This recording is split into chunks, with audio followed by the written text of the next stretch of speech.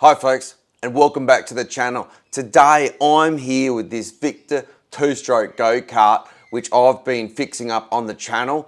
Part 1, you saw me strip it down, completely disassemble, sandblast it, and we've hit it with this metallic hammer tone silver paint. I just love how this is turning out, and I think I'm going to call this one the Silver Ghost, but let me know what you think and drop a comment down below. And if you haven't seen part 1, I'll put a link in the video somewhere up there. You go and check it out and tell us what you think about part 1. But in part 2, we're going to try our best to get this back together. I've got new tyres to go on the rear wheels. They're a little bit larger in the total diameter, but I think the inner diameter is about right. So maybe she'll go a little bit faster this one. We'll get the engine in. We'll get that clutch sorted out. Hopefully we get it running. We'll just see how far we get for part 2. But anyway, let's get into this thing right now. So the first thing I'm actually going to do with the reassembly is let's get the wheels back on this. Let's get the new tires on the rear wheels, and then we can actually move this thing around.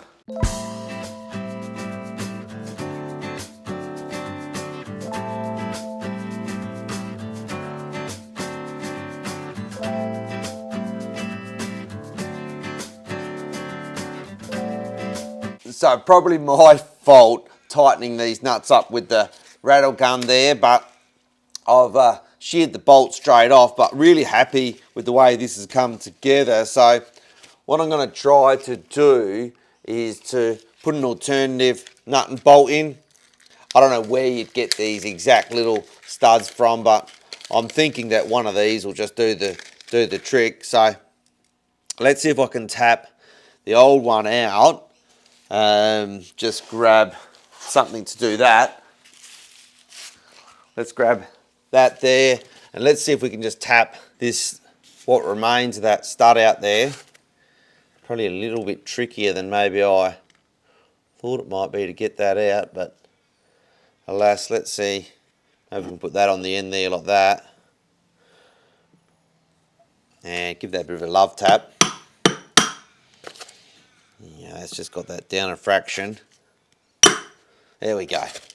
So get that out there, and then let's see if we can get one of these alternatives in, maybe a fraction tight. Perhaps we can just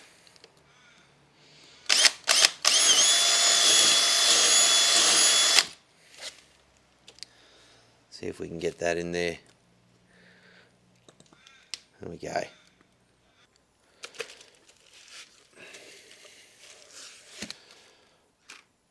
And just pop a spring washer on that one and that one there. And I reckon we're good enough. Perfect. So that's that wheel all back together. Obviously we've got one different stud now than the originals, but let's get the other one together and hopefully we won't break any of the original studs with the next one.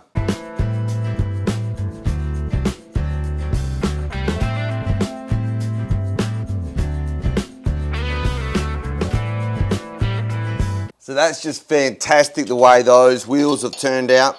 And as you saw probably in part 1, I managed to clean up the threads on the axle and get new nuts. So these wheels should just slide straight on now with really minimal drama. You can see that there is just sliding on nicely. But before we get that wheel on, let's just get that off now. Before we get that wheel actually on, let's get the brake hub all put back together. And I also want to get this little turn buckle on, and I'll have to modify the linkage there, but then we're actually going to be able to tighten that up to actually get the brakes working. So if you haven't seen the issues on that, also jump back to part 1, because we'll do a slight modification and we'll actually get the brakes to work on this go-kart, probably for the first time ever. So let's get this hub actually reattached properly now to start with.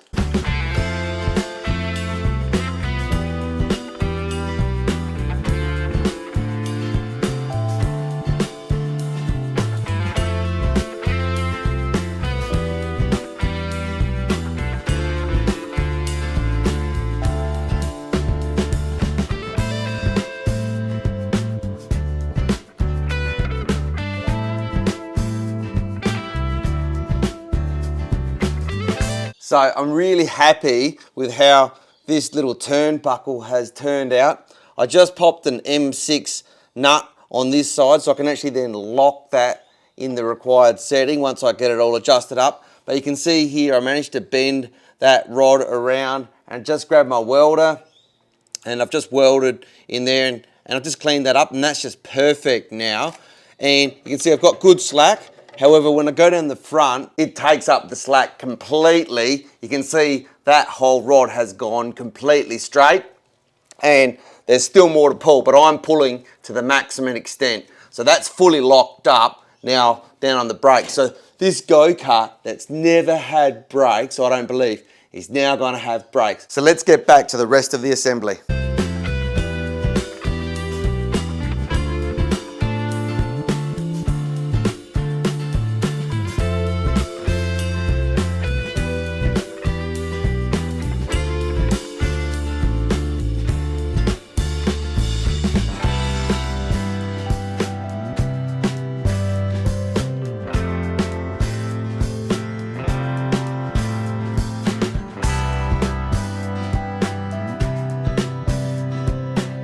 So folks, I'm pretty happy with how this is coming together. We've got all the wheels back on properly. We've got the seat in.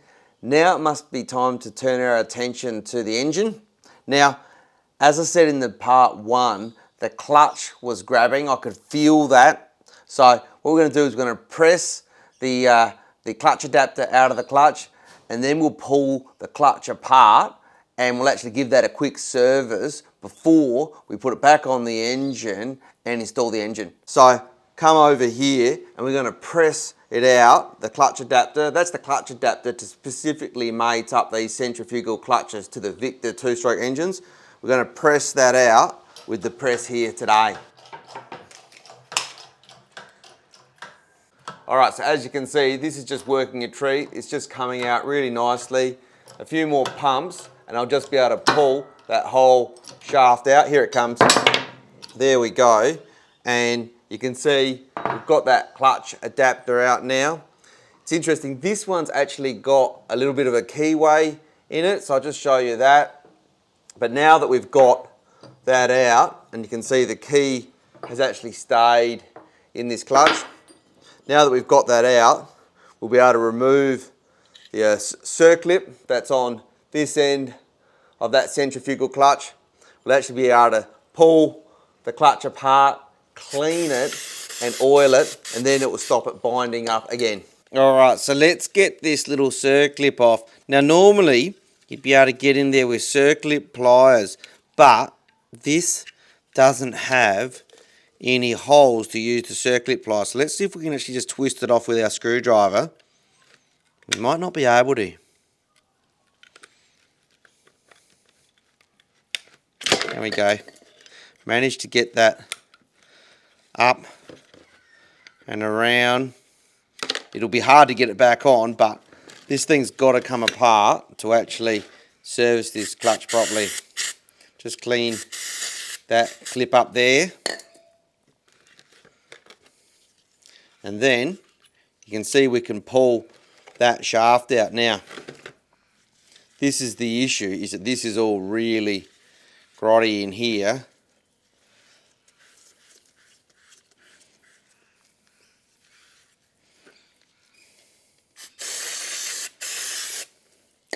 Look how clean that is now by comparison. And have a look inside that shaft. What we'll do is we'll give that a clean out there, on that copper or brass bushing.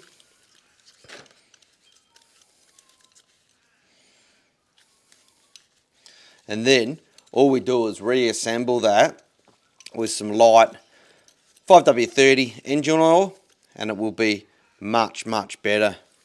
So then I've just got some really light 5W30 oil, just a synthetic engine oil, whatever you've got around the place really. And I'll just pop some on the inner bushing in here as well.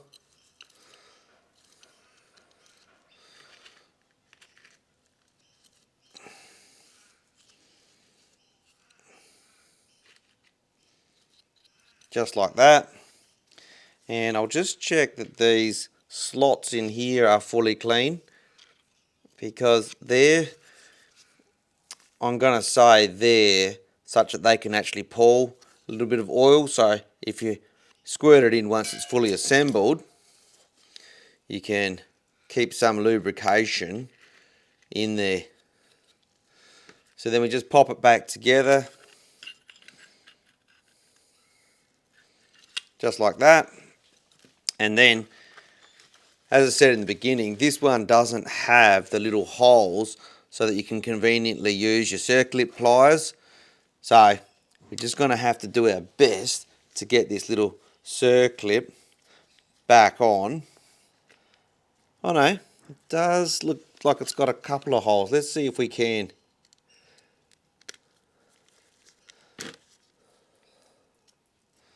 The holes are absolutely tiny, is the issue. They're smaller than my set of circlip pliers. So I'll just show you. We can see there's two tiny holes there, but the holes are smaller than my circlip pliers. So let's see if we can get this back on without a set of circlip pliers anyway. So we'll get it on one side, just like that, and see if we can just push it around really the same way that we got it off. We'll use a screwdriver, get in here. We're getting it, just a little bit more force. There we go. Pop that back on, and now you can hear that she just spins ever so nicely. What we might do is we'll just pour just a fraction of a little amount of oil in the top there. So now that we've got our centrifugal clutch serviced, let's pop it all back together. So the way it was with this one, the clutch adapter was on the shaft and the centrifugal clutch was this way. So let's first get the clutch adapter back in to the centrifugal clutch, I would suggest. So we've got that key, but let's first, I think, tap that back in.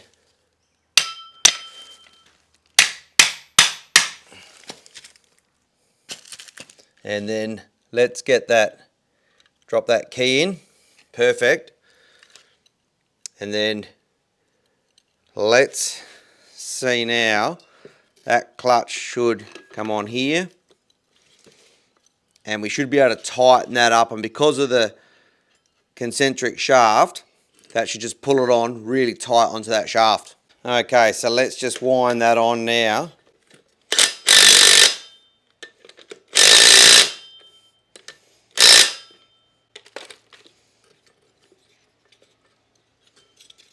Looks good to me. But I should have put the engine back onto the mounting bracket before I put the centrifugal clutch on. So let's get my pullers out and get that off, and then get it onto the mounting bracket and get the clutch back on. Okay, so we've got the engine onto the stand with also the centrifugal clutch service there. So all we're going to do now is we'll get the engine back into the Go Kart. I will put the exhaust back on because that's actually pretty tight access in behind the seat. So we'll get the exhaust on, then we'll get the engine with its mount into the Go Kart frame.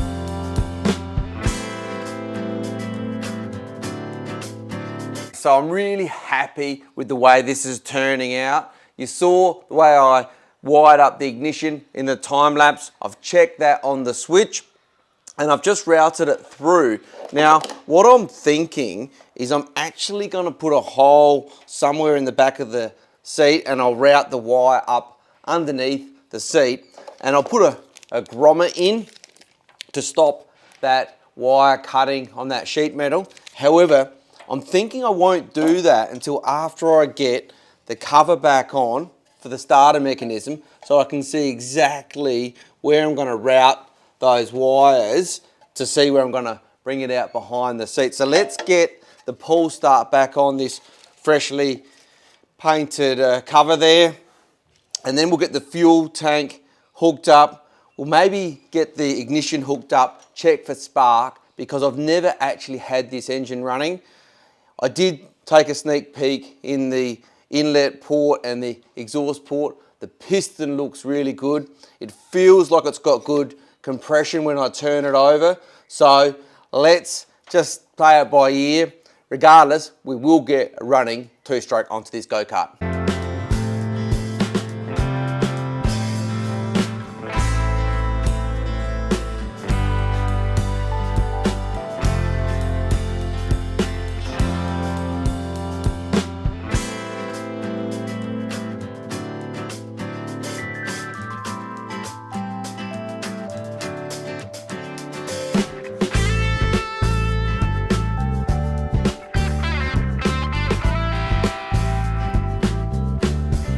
So I'm pretty happy with how this is turning out. You saw on the time lapse that I've put that wiring through that grommet through the back of the seat there. I've then actually used another grommet on this bracket that was here. Now that's previously where they had the earth going to switch off the engine. However, I think it's better putting it down onto a bolt that actually then goes straight in to the casting of the engine, because that'll have a better ground. And I've heat shrinked and soldered up the main connection that goes into the coil. So now it's time to test for spark. We'll see if we've got spark after all this work, and secondly, if our ignition is actually going to switch it off. So let's test for spark now.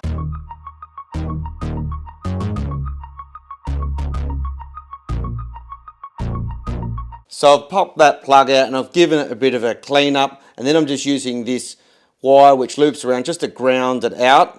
So we've got our ignition switch in the on position. I'll give it a pull now. You can see we've got a really healthy spark there. And if I switch it off, there's no spark. So fantastic. We'll go back on again.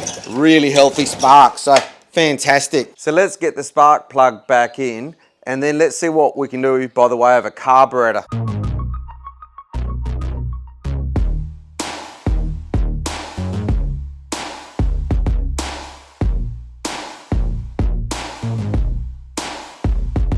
Okay, so we've got a carburetor on it.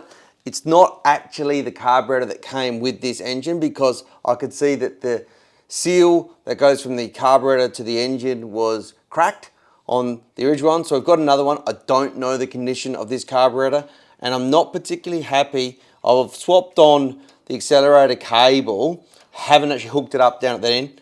I'm not really happy with the quality of that, but let's just put some fuel in it and see if we can actually get this engine to even splutter. As I said, I've never even tried to start this engine, so we know we've got good spark. Feels like it's got good compression, and when I've inspected the piston, that looks pretty good. So just stick a bit of two-stroke mix in there and pop that cap on. That bracket's a little bit in the way there, but good enough. Turn that fuel tap on. Now just tickle this carburetor here and just see if we can get some fuel to run out of the prime mechanism.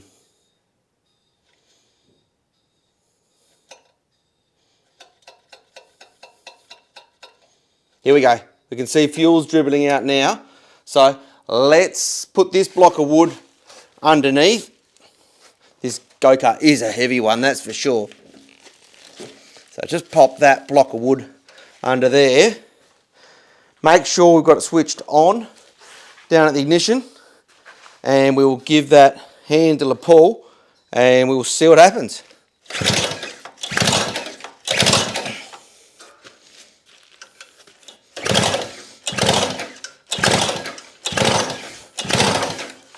So let's give it a shot of ether just to see. All right, and then let's give that another pull.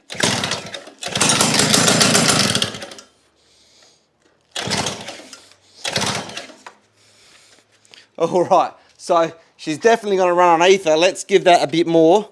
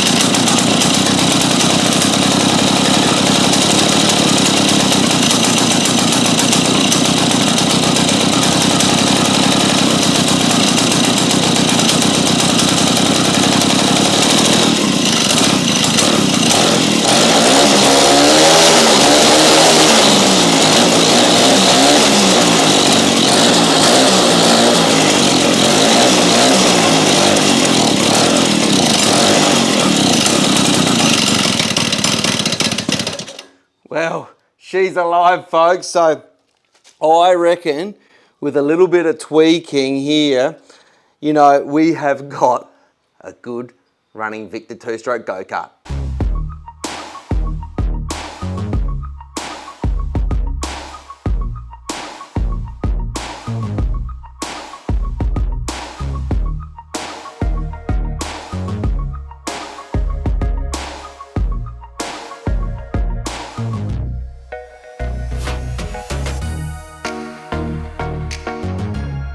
All right, so after a bit of playing around, this cable's got absolutely no throttle adjustment, but I managed to clean that carburetor, and without the throttle adjustment, I've literally just used a couple of cable ties to roughly set the idle. So give this a pull. Look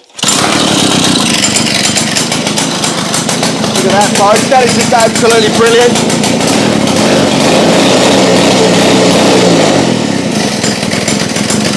How good is that, folks? Look, folks, I reckon we are getting damn close to a test drive with this Victa two-stroke. It's the Silver Ghost two-stroke go-kart. So just some finishing touches.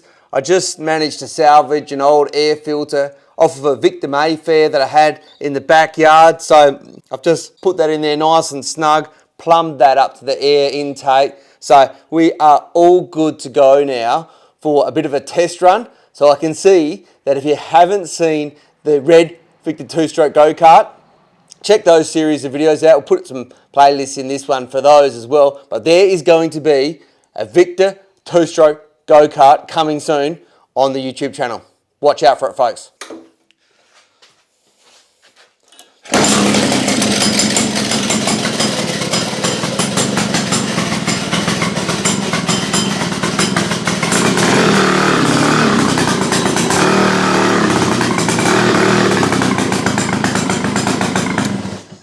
How good is that, folks?